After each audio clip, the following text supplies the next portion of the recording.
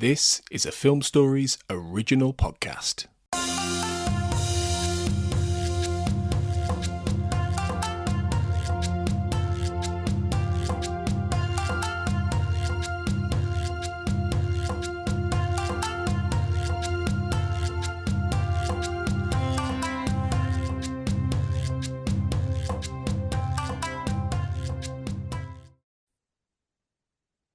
Welcome to the Japan on Film podcast. I'm your host, Perry Constantine, and I am welcoming a returning guest, and that is Ian Buckley. Ian, how you doing today?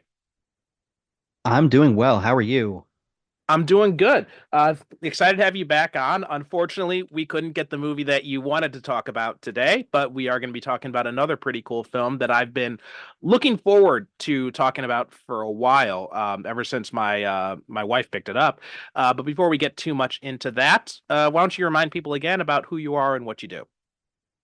My name is Ian Buckley. I'm one of the podcasters here on the We Made This network of shows. I'm primarily one of the co-hosts of We Are Starfleet, a Star Trek discussion podcast that primarily focuses on Discovery, Strange New Worlds, basically anything kind of TOS era and adjacent, as well as one of the co-hosts of Illumination Above All, our Severance discussion podcast of the show Severance on Apple TV Plus. That's primarily what I'm doing these days, podcast wise. Okay, very cool. And we're not going to bother getting into the discussion about how you got into film, because Ian was on last season, so you guys can just go back and check out the episode when he was on and we talked about Redbeard. But today we are going to be discussing the 2006 anime film Paprika, written and directed by Satoshi Kon, who most famously aware to most people from Perfect Blue. He did the anime version of that, and one of my favorite anime films of all time. Unfortunately, too, this was also his final movie. He died shortly after in 2010. Yeah, died young. Really was quite shocking. I remember where I was when I read that news. I was at work at the movie theater where I saw this on the big screen for the first time. So it was quite a shock. Oh wow. So that's a good place to talk about to start with is our introductions to this film, which for me, this was my introduction to the film, was watching it just last night. Um, my wife had picked this up a while back, and she had watched it, and but I think I was too tired at the time. I think I went to bed early, or I was work. Whatever the case was, I had only seen like maybe 5 minutes of it, and I didn't see anything else of it. So it's a movie that I've been interested in checking out because of how much I absolutely loved Perfect Blue. But what were some of your first experiences with this movie?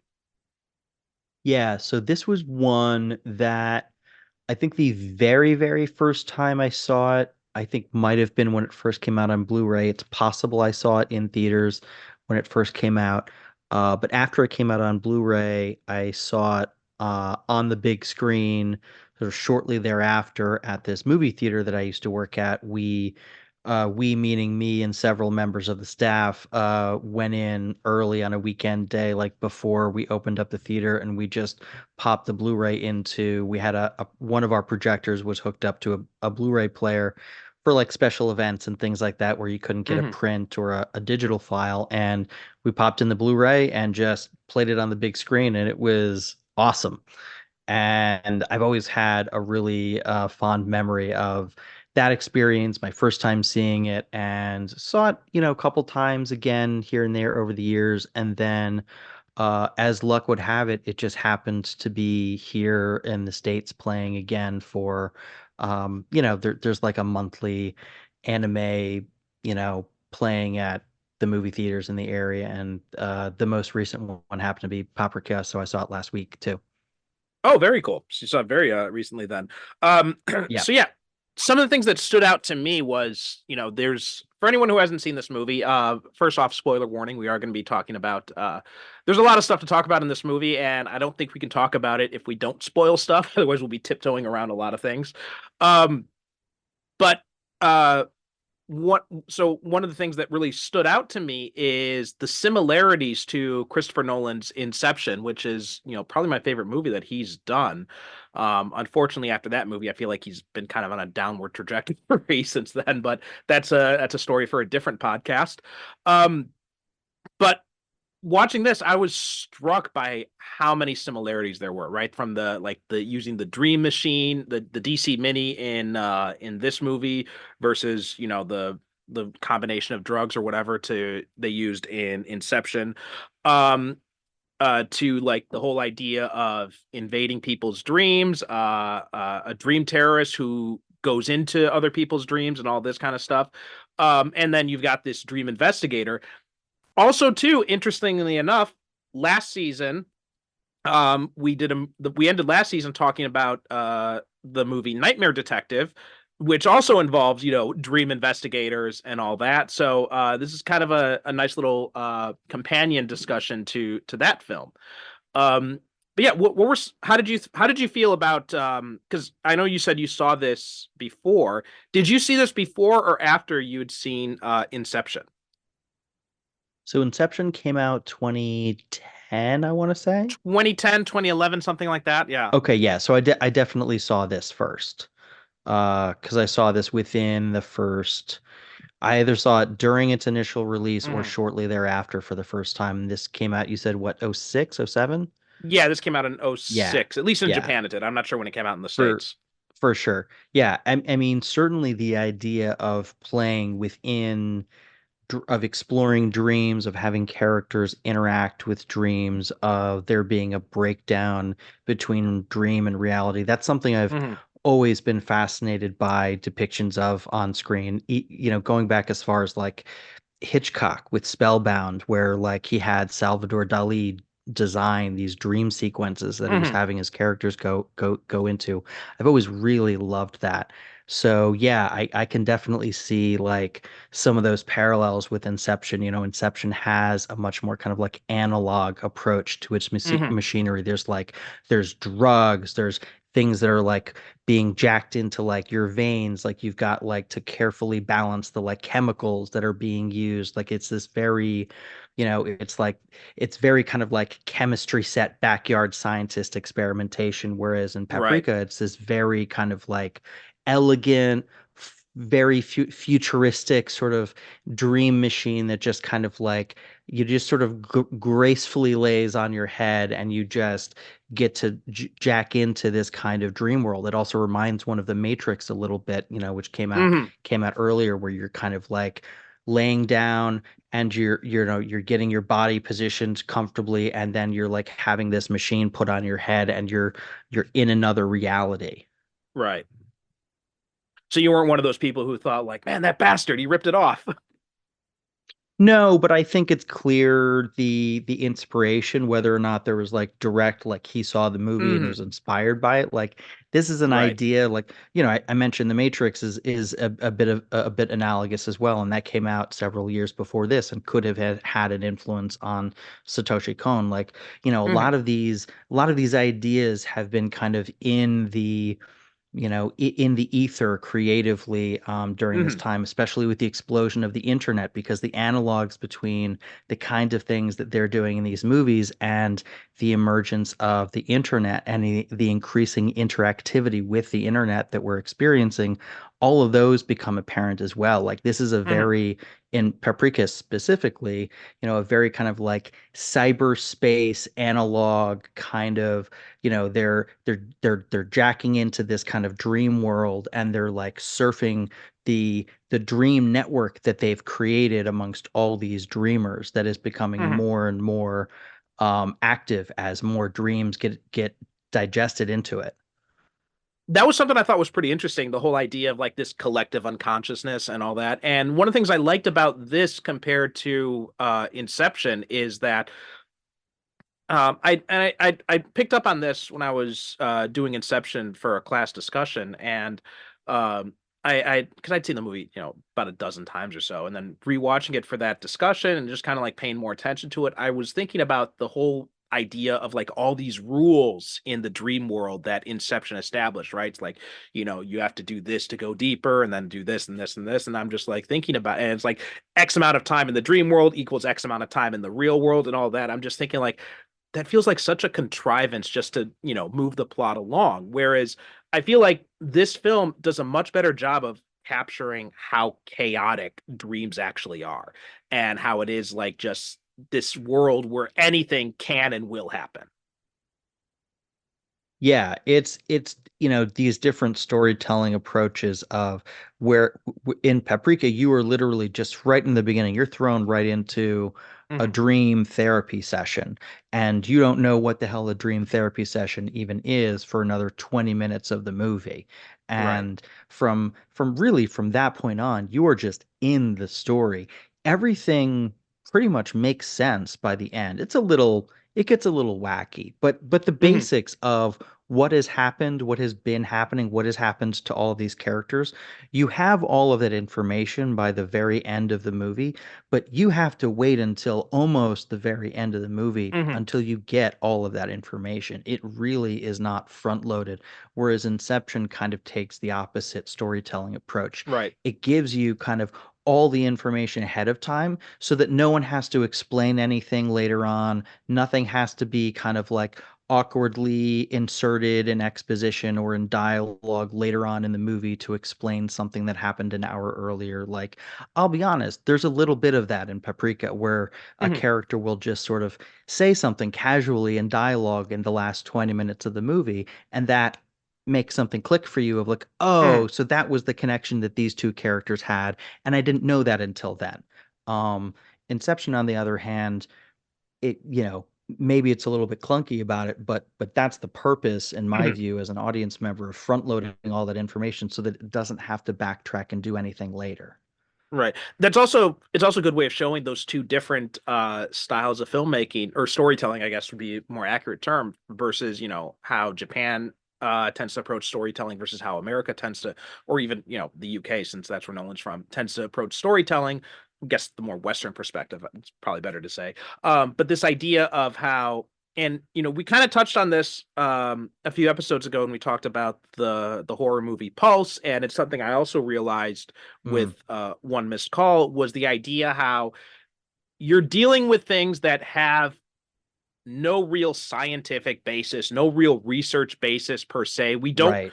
We don't know, like the research on dreams is so surface level. There's so much we don't know about dreams. So this idea that it has to have rules in this, or with the supernatural has to abide by certain rules, that's an idea that's very prevalent in Western storytelling, because it's like, well, you have to make it make sense for the audience. Um, Right, right. Whereas in Japan, it's more like, well, we don't know any of this stuff. Why does it have to have rules? I mean, One Missed Call is one of my favorite examples of this, because the ghost just completely breaks the rules that the movie sets up for it. It's just like, and it never says why. So you're just kind of, I remember teaching that to people, or showing it to people in the West, and they're just like, well, wait, the ghost is doing this, but I thought they could only do this, this. Well, it's a ghost. Who says the ghost has to follow rules? And so, and this kind of feels like a similar approach too, where it's like, we're not going to explain this kind of stuff. It's stuff that just is, and you're just going to Yeah. roll with it or you're not. And especially when you're storytelling with respect to dreams, like, dreams have their own logic or lack Hmm. thereof. Like, there is a whole lot less explanation that people need just on a baseline level of what's happening in dreams. We all know from firsthand experience that dreams do not make sense in the light of Hmm. day. And so when you see things happening in this story where dreams, especially once dreams start to bleed into the reality of the story, you start to sort of just accept what you're being presented with because, yeah, sure, fuck it, man. Hmm. It's all dream logic. It's all and as the story goes on, everything starts to bleed into one another and interact with one another. And so like the dream logic of it all just starts to pervade the whole story, the whole everything that we're seeing. Right. And I think the opening credits, that brilliant sequence where you've got Paprika like jumping through like all these dream stuff. I thought Through the different that did dreams, yeah. Exactly. I thought that did such a great job of setting the tone and expectation for what this movie is going to be, how it's going to approach dreams, because it's just like constantly shifting from one thing to another. She's just, she appears in one scene, she jumps to another, she transforms into different people, she's moving through traffic and all this kind of stuff. And it's just this great way of showing that, she is someone who has this ability, through technology, obviously, to just, seamlessly transition from dream to dream, from state to state. And it's the dream logic, like you said, right? It doesn't have to, it's not necessarily going to make any sense. Yeah, exactly. And I love the role that that sequence plays in the story where you have it loaded in a couple of times, like right at the beginning. And at that point, it like doesn't really make much sense to an audience who's seeing the movie for the first time, let's say. Mm-hmm. And then by the time it happens like once or twice again through the story, you sort of it each time you see it again, there's more and more context. We have more and more understanding for like what's really going on. And then it concludes with him actually, there's no longer this other faceless person in the dream. Like Mm-hmm. he's figured it out. He has had a moment of intellectual and emotional catharsis through this Mm-hmm. process, and now we've been primed to expect this dream to unfold in a certain way, and when it unfolds in a slightly different way, it's really rewarding. Mm-hmm. Yeah, absolutely. Um, so another thing that I really liked about it was how they approached this relationship between Paprika and Atsuko. So, we find out, and I thought, I mean, realized pretty early on that they're the same person. Um, but it does some cool little things in it, and it's probably easier to recognize this kind of stuff on repeat viewings. But how it transitions from Paprika to Atsuko from the opening credits, and my first thought was, because later we see Atsuko like Paprika like giving hints to Atsuko or stuff when she's like investigating things. And my first thought was, oh, so is Paprika like, going into her dreams? Are we seeing this kind of thing where it's like, again, it reminded me of Nightmare Detective in that aspect where you've got this, um, in that case, it was a police detective, not a doctor, and she's being advised by the dream investigator. So at first I thought they were kind of doing something similar where they were going to have like two different people. And one of the things I'd said when we talked about that movie was, I think that movie would have been better served if you had combined those two characters into one person. So, which is why I think it's so good that I go then watch this, and they basically did that. Yeah. Yeah. And there was this, they do play with that. That's one of the sort of mysteries that unfolds through the movie is like, who is this character? Is this actually a distinct, Mm-hmm. separate character? Is this purely an avatar?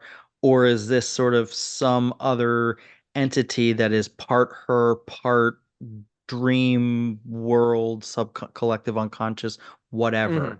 At the film's conclusion, it appears that like, that it certainly suggests that she exists in some sort of like opposition to the chaos and nihilism that the oh my God, the old man, I've forgotten the character's name now. Are you talking about the But the doctor or the chairman? the ultimate, no, the chairman, the ultimate Oh, adversary, so yeah, you know. Inui. Inui, thank you. Yeah, like the ultimate adversary of the film, she is, she rises up in opposition to him. Like there's, I think, enough of a suggestion that she exists as this other distinct entity, not just Mm-hmm. simply an avatar. I also like this the reflection of her at Atsuko, how she is basically everything that Yeah. Atsuko's not. You look at Atsuko and she's very modest, she's always very well put together. She's always, dressed very professionally with like, business suit, pencil skirt and like stockings and all that. Her hair is always she's got long hair, but it's always tied up behind her. And then you've got Paprika, who is not necessarily more like, I think the obvious thing to do would make her like, more um emphasize like her sexuality, put her in skimpier clothing and all that, but they don't. They put her in more relaxed clothing. Like she's wearing jeans and a She's t-shirt. a free spirit as opposed to Exactly. being the Yeah. kind of quiet, buttoned up professional. She is the like carefree, Hmm. effervescent kind of is spiritual opposite. Right. And she's even got like, whereas Atsuko has like the long dark hair that's tied behind her. Paprika's got like this short bob. I mean, almost literally a pixie dream girl. Right. Yeah. Yeah. Yeah. He may have even been playing with that stereotype. Especially because there is that one scene where she is literally a pixie dream girl. Yeah. When she's dressed up in like this Tinkerbell like costume, which I thought was a nice little touch. Um, but so that duality was a really cool thing I thought they did, and I'm glad they didn't hang the movie on that mystery. Like it's this mystery that's kind of set up in the beginning and it's resolved fairly quickly, but the movie doesn't hang on that mystery. Whereas I've often said that one of the things that kind of irritates me about The Sixth Sense is the fact that once you know the mystery, the movie, at least for me, becomes less appealing on repeat viewings. Whereas this one, there's so much other stuff going on in the movie that the mystery is not that central focus. Yeah. The only thing that is, you know, mysterious until close to the end is who the ultimate Mm-hmm. adversary that's causing all this chaos is, and then then it wraps up relatively quickly after that. Mm-hmm. And there's also this idea of like who is the real personality? Is it Atsuko? Is it Paprika? Which one? And we see like, you know, obviously there's aspects of both of them coming through in there. Like, but one of the things I thought was interesting was looking at it from Japanese societal perspective. There is this whole concept of honne tatemai, which is this idea that you have the public face and you have a private face. So the public face is like the way you present yourself to the world. It's the kind that is like socially acceptable. It's the kind that is much more buttoned up and is much more amenable to whatever is happening in Japanese society. And then you've got this private side that's where your true face is. That's what you really believe. That visually manifests between these two versions of Atsuko. Yeah, and you see that's another way in which this story kind of parallels the ways in which people have become increasingly online. Mm-hmm. They're kind of oftentimes there's a lot of projection, I think, of especially the uglier side of the public subconscious online into these often anonymous avatars or posts that we make, and sometimes even not anonymous, just like there's something different about we're going online and we're putting on this like online facing version of ourselves that isn't necessarily reflective of the way that we interact with human beings in our day-to-day life. Mm-hmm. Yeah. Um, Also, I thought Tokita is kind of an interesting aspect to this movie because he's got this very like, childlike sense about him. Even like the way he's drawn is almost very like, slightly more cartoony than especially than like Atsuko. Um, and I don't know. I'm a little bit torn. I thought like the obesity thing was kind of overdone a little bit. I thought especially when like we're I at the restaurant and he kept like I ordering different agree. dishes. Yeah, I agree. That was one element of it that I hadn't quite remembered. This last watch was probably the first time I'd seen it in about 7 years or so. And I didn't feel like that element of it had aged particularly well. I don't remember how I felt about it when it first came out, but I was watching it and I was like, this doesn't make me feel great. I don't Yeah. I don't love the like how hard they're hitting this particular note. I mean and by the end it really does seem like they landed off the like it doesn't matter how disgusting you are, and we won't stop telling you that we find you completely disgusting. You're still worthy of love. And it's like, couldn't we take the edge off of that message just a little bit? Yeah, It's a little bit tough to swallow. there's a huge fat shaming culture in Japan, so that it does not Okay. s- it doesn't surprise me to see that in a Japanese movie. It does kind of disappoint me to see it in a Satoshi Kon movie though, because I feel like he had a much more elevated understanding of Japanese society to not go down that kind of like, lowbrow route. So that part of it I found a little bit disappointing. Yeah, and it's the kind of thing that I had the opportunity to see Millennium Actress for the very first time on the big screen last year. Loved it.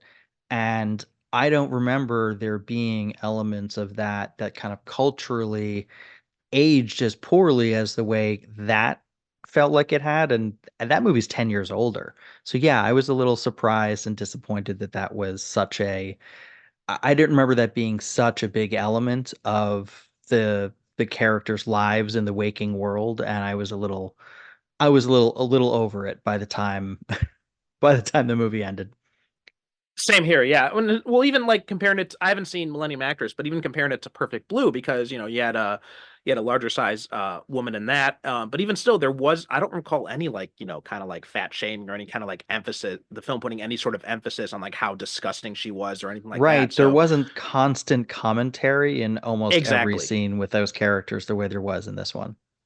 Also, the way that the movie sets up the relationship between Atsuko and Tokita, I don't know about you, but by the time we get to the end and she reveals that she's like, in love with him, I felt like this feels like you one of the things that annoys me, you mentioned the Matrix before, and that made me make this comparison. One of the things that annoys me about the Matrix, as much as I love that movie, is I feel like the whole Trinity Neo love story in that first movie comes completely out of left field. It doesn't feel like it's set up sufficiently at all. I mean, I repeat viewings, you notice little tiny things here and there, but I don't think it does a good job of establishing any sort of real connection between those two characters.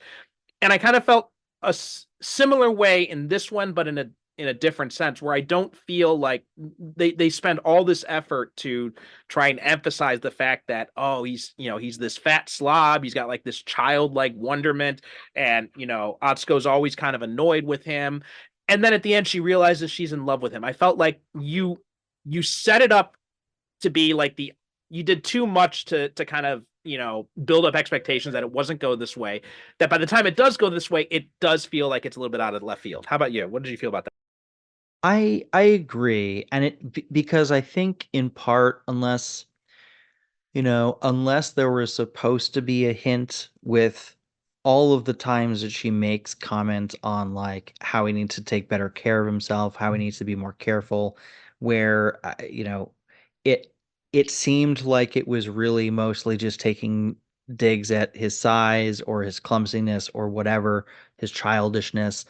Um, Maybe that was meant to suggest some sort of deeper level of caring, but I agree that it didn't really come across. I mean, at the end, they told us and they kind of flashed back and showed us moments that, sure, I guess, but it felt, I agree, like they didn't really earn that turn emotionally. Um, and what do you think about the detective character in here, Konakawa? What were kind of some of your thoughts about him? I thought it was interesting how they kind of tried to connect in this idea of her working with this client outside of the dream world, outside of her professional environment, and then kind of bring him into it and dealing with his anxiety. But it almost feels like the movie is not quite long enough to really kind of give his story the kind of room to breathe. Yeah, I feel like I was missing a beat or two of his story by the end, where at the end he just sort of like mentions like, "Oh yeah, I solved that murder that was plaguing me," and I was like, Mm-hmm. Did you did? I didn't. I don't feel like we saw that." Mm-hmm. Or I know we saw him reach his own um catharsis, his own, trying to figure out what his hang up was about this person from his past, and how he was you know processing like, oh, like that is what set me out on the path that I'm now on, and that has value, and I don't need to feel like a failure and be tormented by this decision that I made in the past. That all makes sense on an emotional level, but I did feel like in terms of what was going on his side of the road, like I could have used another beat or two with him to Mm-hmm. kind of connect me to what his current present day life was like. Mm-hmm. Yeah, yeah.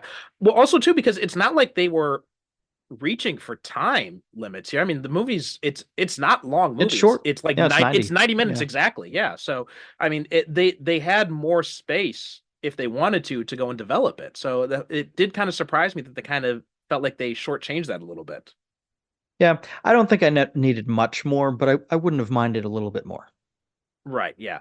Um, there's also this line I wrote down here in my notes here. I think it was Inui who said this, but something I neglected the whole quote, but this one part, threatened by tech that's lost philosophy. And I feel like this is one of these examples of like kind of this forward thinking ideas that we saw a little bit of this in uh Perfect Blue with kind of like the idol industry and all that in Japan, and it did kind of predict away a lot. I'm not sure how much the idol industry was similar to it back then, but it's very true to life to what we know about the idol industry now.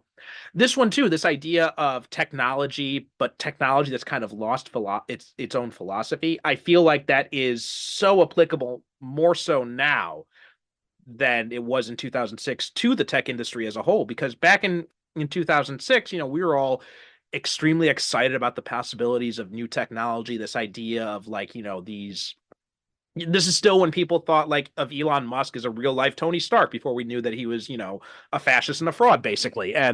Um and now we look at it now and everyone's extremely skeptical about technology when it comes to things like, AI or Neuralink or what have you. And I think that I think Kon was kind of thinking ahead of everybody when he had that quote in the movie.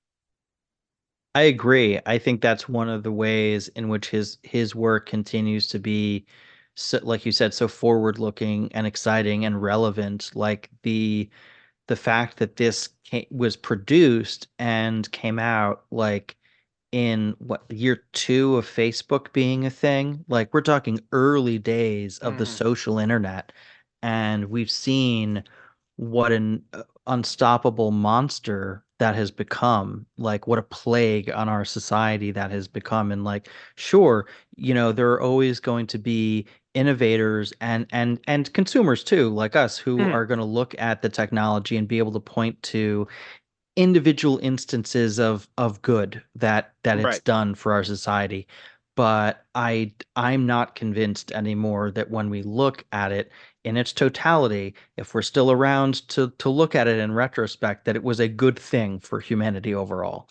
Mm-hmm. At least in its current at least in its current iteration. Like it just feels like he saw the ways that these emergent technologies that weren't well understood, that didn't have safeguards, right? Like that's what Mm-hmm. instigates a lot of the problems in this movie, is that like the people who invented it basically went, whoopsie, forgot to put the safeguards on, Exactly. Yeah. oopsie daisy, and look at what havoc was wrought as a result. Mm-hmm. And I feel like that can so easily be applied to these other innovations that we see in the tech realm, to this day, where we see, oh, look, we made this cool AI thing. Mm. Whoopsie, forgot to put guardrails on. Like Yeah. you can just see this sort of shit metastasizing and having horrible effects on our society. And the people behind it will just sort of shrug and, well, we didn't mean to do it. So what do you don't look at us. There was this comic strip going around. This was back when the that big crypto exchange had failed fairly recently, Sure.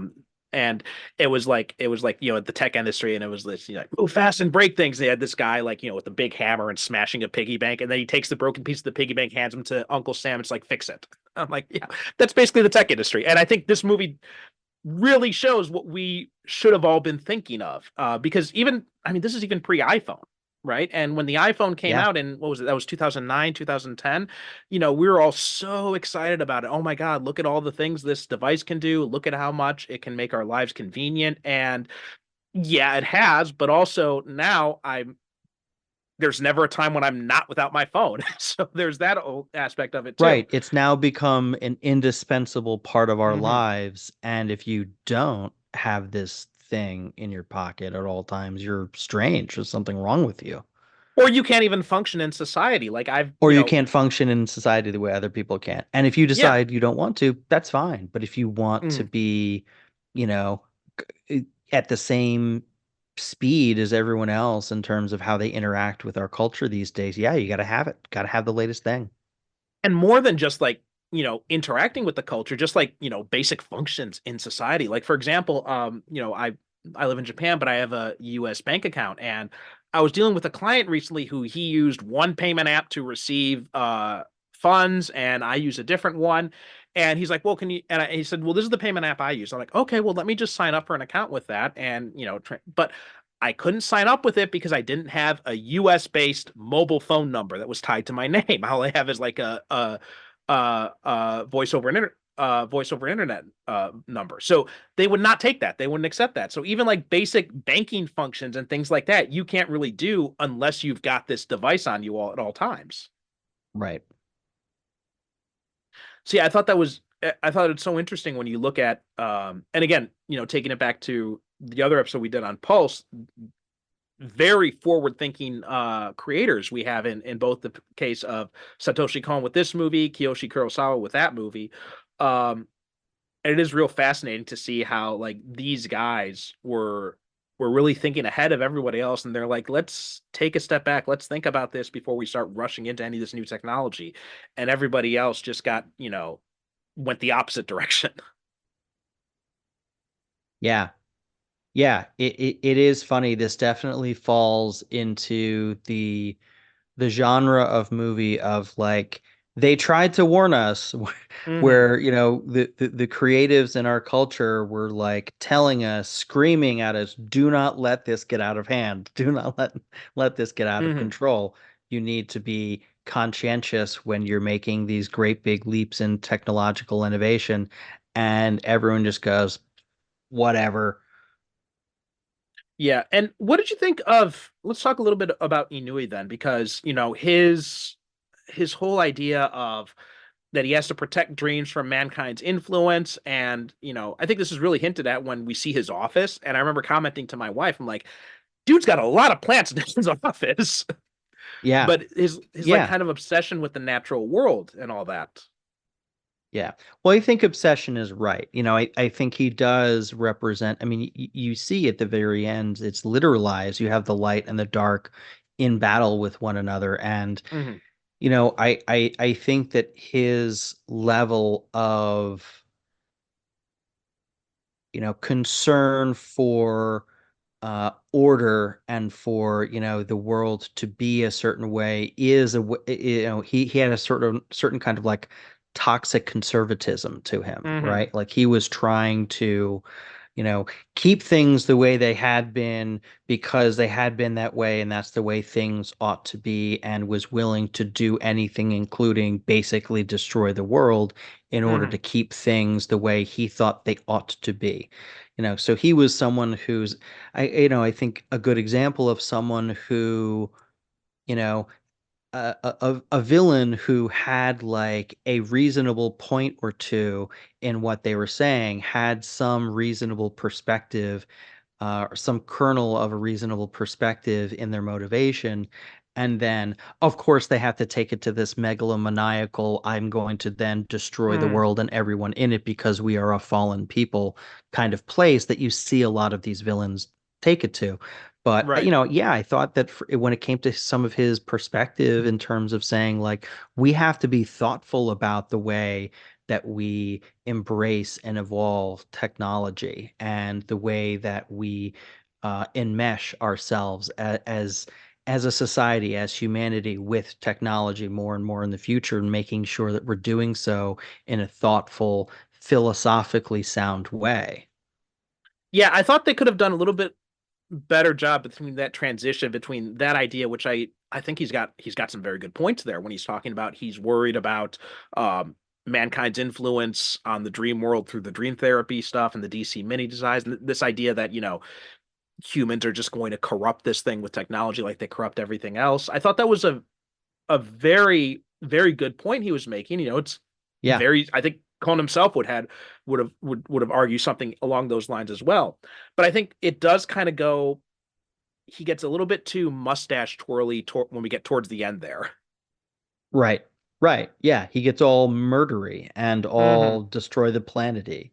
And Yeah. it is interesting because his his larger points earlier on are essentially saying that like we need to not lose our soul as we advance our technology, and that is a message that I think a lot of people can get behind and agree with Hmm. on paper. Now, everyone will have different places where they personally draw those lines, and that's where we Right. have like debates and discourse about how we evolve as a society. It's clear that the scientists in this film are coming from a place of naivete, many of them, Hmm. and of saying like, we forgot to put the guardrails on it, whoopsie daisy, Hmm. and like, oh, like this technology is only going to be used to like, like benefit people therapeutically. But like, I'm sorry, that this technology is going to be used to like insert like advertisements into people's Hmm. dreams against their will, right? That's eventually what's going to Yeah. happen if this technology existed in the real world. That is absolutely the most benign thing that would start happening to people. And it would just get worse from there. So yeah, there I think was probably more, like you said, this movie wasn't hurting for runtime. Like we probably could have had a little bit Hmm. more exploration of the philosophical debate at hand because it's a good one to have. Hmm.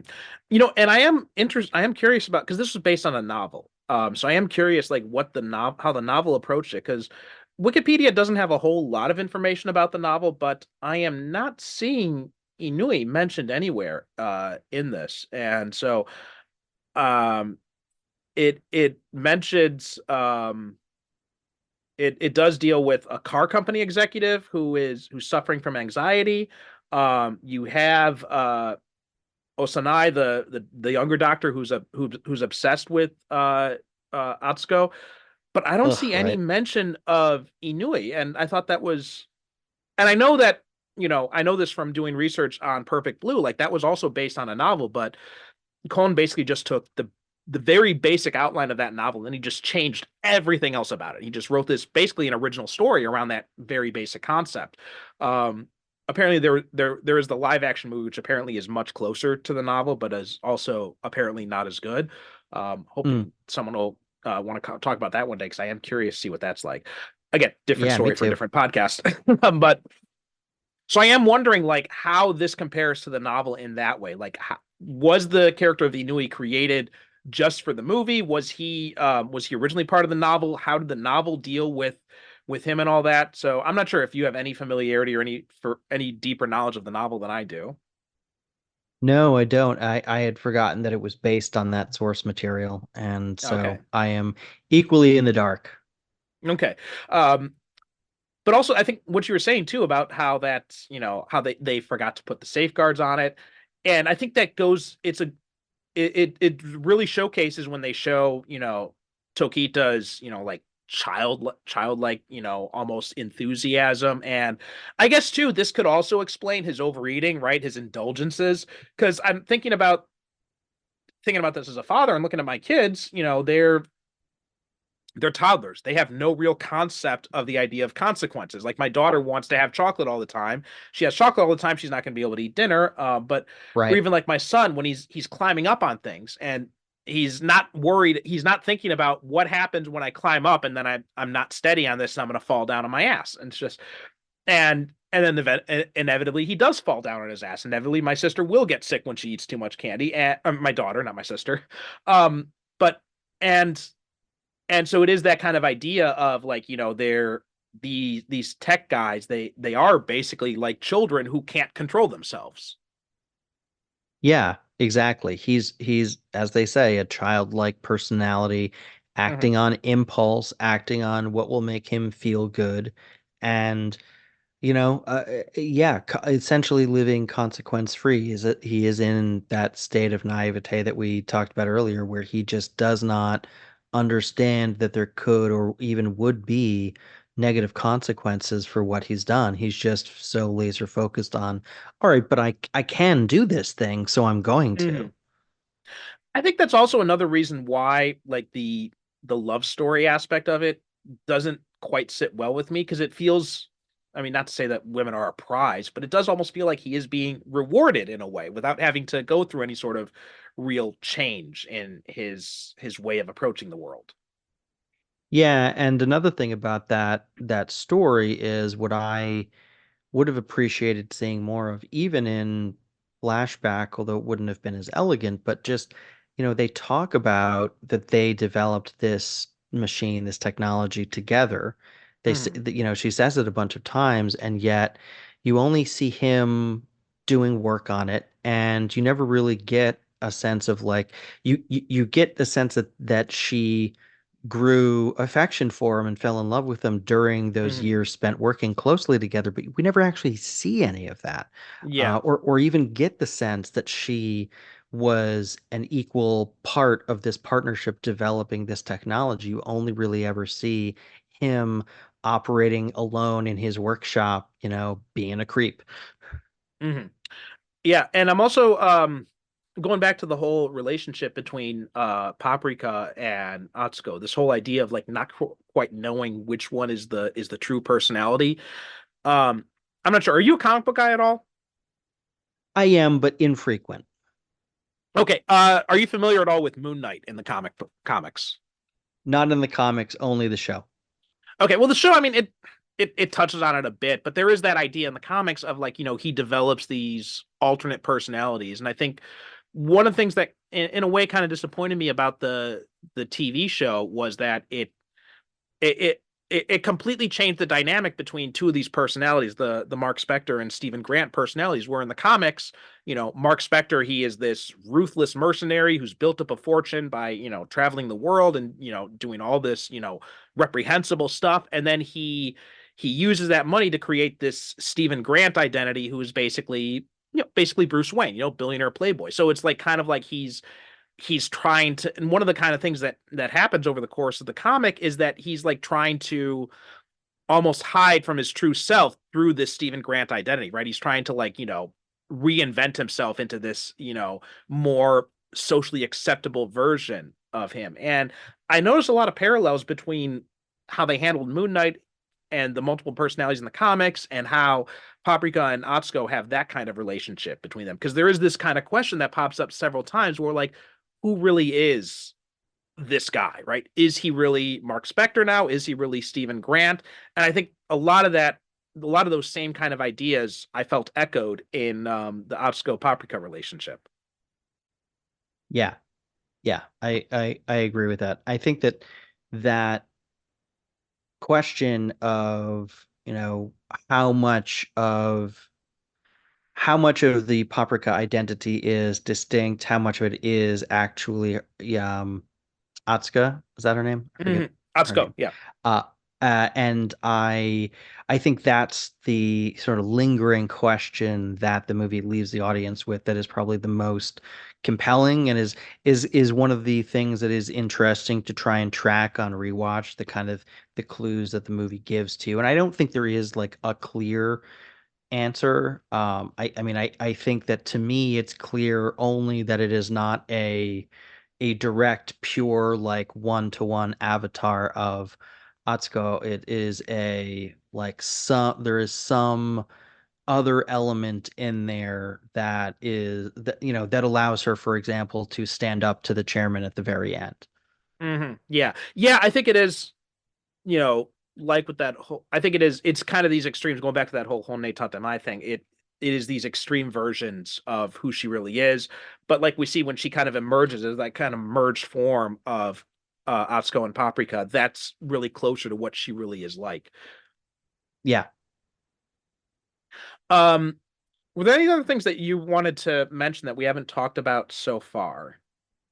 I think the thing that I really want to emphasize, especially for people, I know we've been talking kind of spoilerly, but if anyone has not seen the film and they're listening to this, like the thing that I think the reason that this movie has the reputation that it does is for its sights and sounds. I mean, this Mhm. is such a visually rich movie, and the soundtrack is equally compelling. Like there are so many, the dream parade, like that central motif that works throughout the film and that interacts with the real world in the final sequence. That song, like that thing is absolute madness. It is overstimulation. Is as someone who's ADHD like me, like I love like the maximal, like absolutely bonkers audio visual presentation that this movie represents. Like Mhm. it's really compelling on a soundtrack level. It's incredibly compelling on the level of animation and design. The way that, especially in the dream world, reality just breaks and bends, and characters do things and transform in ways that you would never expect to see. If Right. you've seen other Cone films, you're probably a little bit more prepared for the visuals, but it'll blow your minds nevertheless. Yeah, the visuals are striking. That's a very good point to make. And there's a lot of people who were involved with this that have been all involved with other stuff. Like, the character design and animation director is Masashi Ando, who's also did Princess Mononoke, Spirited Away, and Your Name. Composer was Susumu Hirasawa, who's done a lot, who frequently worked with Kon.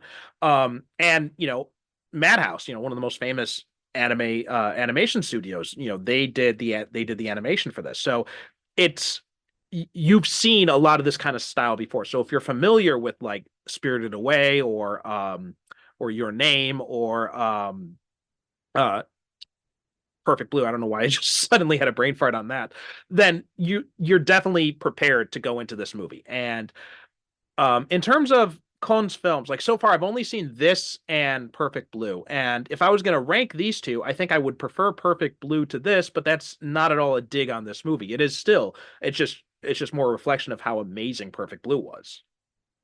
Yeah, same. I've seen Millennium Actress as well. That was actually my first one, and I'd put them both above this, but I still love this one. Also, for those who are seeking it out, I very rarely would recommend a dub. I certainly don't recommend this one. Uh, when I saw it the other week, I didn't really have a choice. Unfortunately, it was my first experience with the dub, and Mhm. I would not elect to listen to it again. Yeah, I Just was some of the looking at performances are especially flat, and it just really is not great. Yeah, yeah, I was all looking due at respect to the people doing it, but it's not great. yeah, I was looking at the voice cast for on Wikipedia because it's also got the dub versions too. And I watched the original Japanese version, which has some pretty top tier talent. Like Koichi Yamadera is Osanai in it, which is a relatively small role in comparison to the other ones. They got such a big name for just that smaller part, so it gives you an idea of what kind of caliber of talent you're dealing with here. Whereas other than Yuri Lowenthal, I don't recognize any of the names on the English dub, which I think, says a lot about, the kind of quality and care that was put towards it. Yeah, it don't do it. Don't do it. Trying to be nice about it. Don't do it. I will say another interesting aspect of this, and this is probably a good note to end on, is it looks like there is like Wolfgang Peterson apparently had the film rights for this for a while, but never really did anything with it. And I'm talking about to the novel, but now apparently, and I don't know if this has been made official yet because this is from a Deadline article from almost 2 years ago, so I don't know how accurate this is, but apparently Kathy Yan, who she directed Birds of Prey, is reported to executive produce and direct a live action series based on the novel for Amazon Studios, but Amazon declined to comment. So I don't know if this is still in the works, if this was just a rumor or what, but that's apparently something that is out in the ether.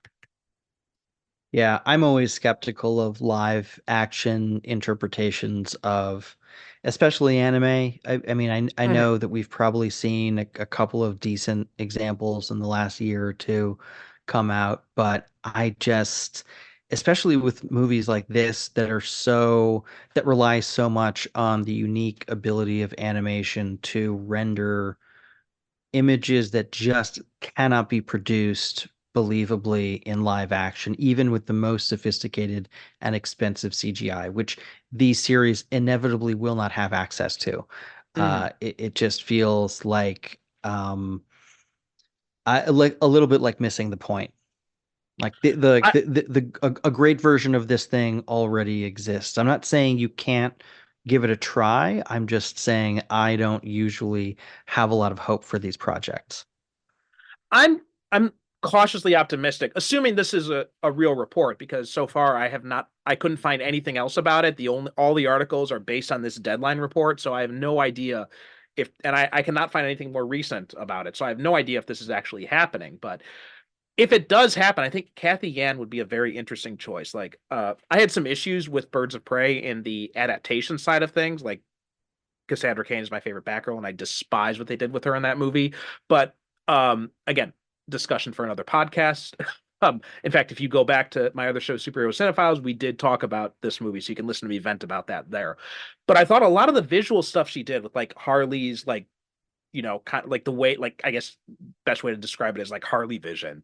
I think that kind of visual style and like that kind of sensibility would really be served well in a Paprika adaptation, and especially because they're going back to the novel, which again is, I'm not sure if, going by what we know of the Perfect Blue adaptation, it might be a very different experience than this movie. So color me cautiously optimistic for those reasons. Sure. I mean, it's the kind of thing I always hope to be wrong about, because that just means we got something great. Right. Yeah. But yeah, I think that's a pretty good note to end on. Ian, thanks again for coming on and discussing this. Thanks again for having me. Yeah. Absolutely. Why don't you tell people once again where they can find you? Yep. So you can hear me elsewhere on the We Made This network. I am one of the co-hosts of We Are Starfleet. We'll be starting up our coverage of Star Trek Discovery in just a couple months. Also on the network is Illumination Above All, a Severance discussion podcast. My co-host Sarah and I will be releasing new episodes shortly as we prepare for more news about season 2, which is just resuming production again. Okay, awesome. And you can find links to that stuff in the show notes. As for us, we are japanonfilm.com at the website, Japan on Film on Instagram, Blue Sky, and Threads. And just like Ian, we are also part of the Film Stories Network, so please make sure to listen up after the credits to hear what is coming up next on the network. Thanks for listening, and we'll talk to you next time.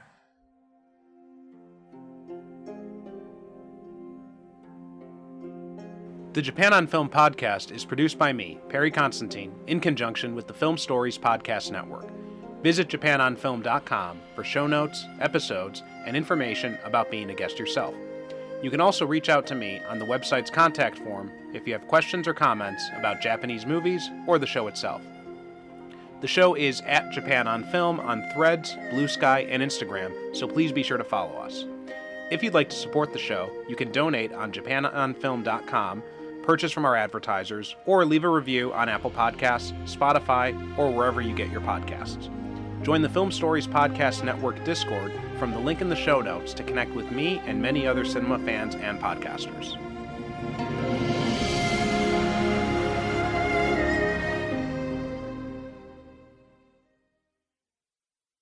Britain. Fish and chips, cups of tea, the smell of the theatrical grease paint, the roar of the football crowd.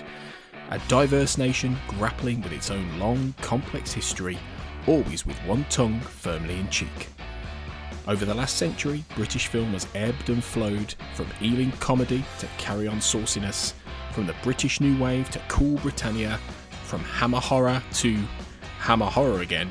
Forget Hollywood, embrace Pinewood. I'm AJ Black, author, writer and podcaster, and I love British film. Join me in a celebration of its quirks, its successes, its failures, and its unique gems at the Pictures in Britain. Please find and subscribe to the podcast on Spotify, Apple Podcasts, or your podcast player of choice. Find the podcast on Linktree, linktr.ee/at the Pictures in Britain. And check out the Film Stories Podcast Network at www.filmstories.co.uk. See you at the Pictures.